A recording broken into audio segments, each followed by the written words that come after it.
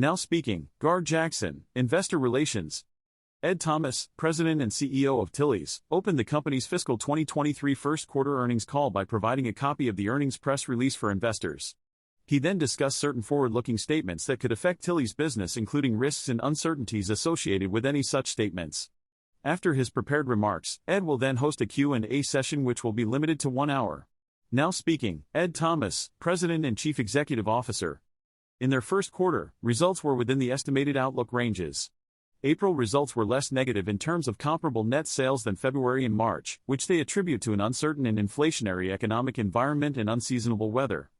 The spring/summer product categories were more challenged than winter product categories, resulting in double-digit negative sales comp results. California, with 40% of their total stores, was their weakest performing geographic area in both stores and online. Through May 30th, total comparable net sales decreased 11.5%. Women's and girls have comped positive thus far in the second quarter, while all other departments remain negative. They hired a new Chief Merchandising Officer and Vice President of Merchandise Planning and Allocation who they believe will help them get back on track to deliver sales growth over time.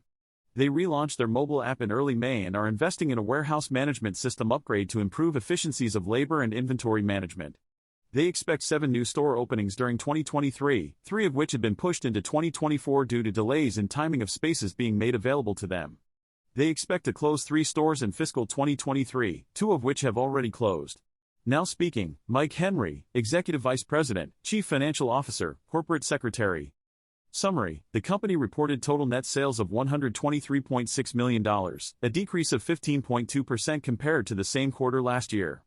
Net sales from physical stores represented 79.1% of total net sales, while e-commerce net sales accounted for 20.9%, both down from the previous year. Total comparable net sales were down 17.5%. Gross margin including buying, distribution and occupancy expenses was 21% of net sales, a decrease of 620 basis points from the prior year. Product margin decreased 290 basis points due to higher levels of markdowns. SG&A expenses increased to $43.2 million or 34.9% of net sales, due to wage inflation, software as a service expenses and recruiting expenses associated with the hiring of a new CMO. Operating loss was $17.3 million or 14% of net sales versus an operating income of $1.1 million or 0.8% of net sales last year. Income tax benefit was $4.2 million or 26.1% of pre-tax loss. Net loss was $12 million or 40 cents per share compared to net income of $0.8 million or 3 cents per diluted share last year. Cash and marketable securities totaled $93 million, with no debt outstanding. Inventories at cost were up 1.6% per square foot, but down 5.8% in total units per square foot. For the second quarter, total comparable net sales are estimated to decline by 10 to 15%, with a corresponding loss per share in the range of 13 cents, 27 cents. Roth Capital Partners analyst Matt Caranda inquired, "Ed, can you explain the assortment issues that impacted the quarter's performance?" Ed Thomas replied, "Sure. We didn't see major assortment issues, but rather a challenge in seasonal categories such as shorts and swim due to weather." Roth Capital Partners analyst Matt Caranda inquired, "Could you please elaborate on what's embedded in the low and high ends of the second quarter revenue guide?" Mike Henry replied, "Based on our past performance, the low end of our Q2 revenue range is based on the average of the last several years excluding 2020. The high end is calculated by taking May's revenue as a percentage of Q2, which is usually around 25%. We are currently sitting between those two numbers and believe that this range is a reasonable estimate given our historical data across different environments." Roth Capital Partners analyst Matt Caranda inquired, "Could you please provide us with a breakdown of the May comps in terms of traffic and ticket trends?" Mike Henry replied, "Overall, traffic was down 12% in Q1 in May, while transactions were down 17.5% and 15%, respectively.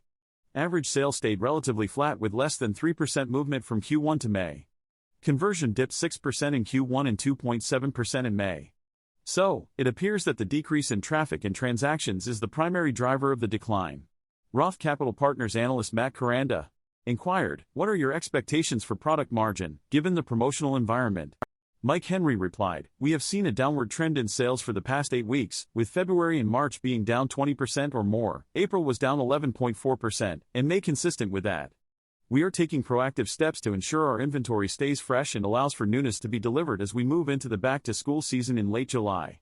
We are keeping these considerations in mind as we plan for the second quarter."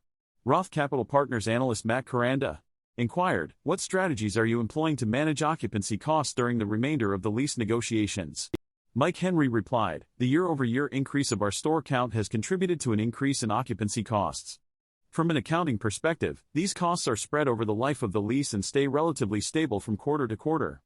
Our negotiation tactics have been successful and we're satisfied with the outcome. We use reasonable sales assumptions to decide if a store is worth investing in, and if not, we're willing to close it."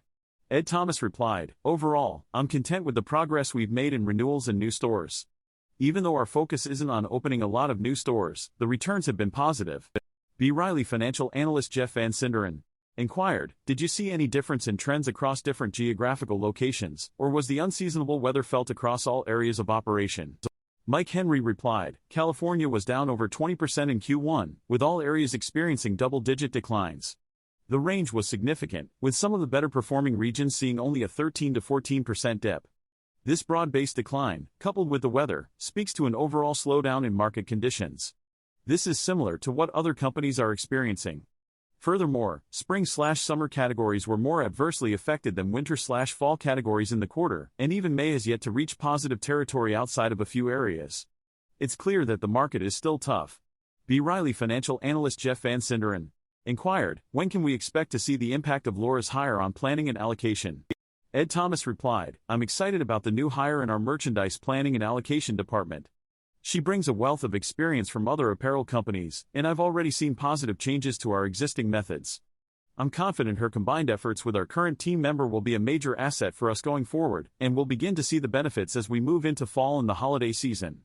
B. Riley financial analyst Jeff Van Sinderen inquired, "What strategies are you exploring to reduce SG&A expenses and what do you feel needs to happen for sales to turn around?"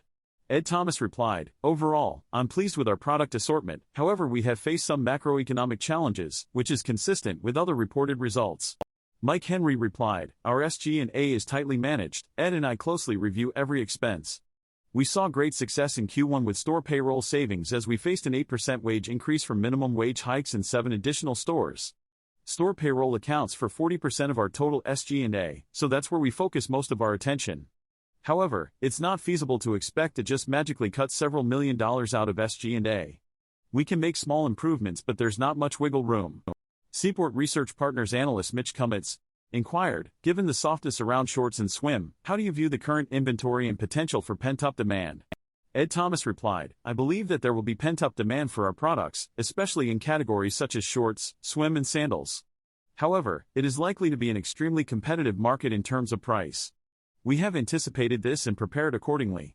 Seaport Research Partners analyst Mitch Cummets inquired, "Given the recent macroeconomic conditions, how have you adjusted your back-to-school plans to manage inventory and what measures have you taken to ensure successful execution of those plans?"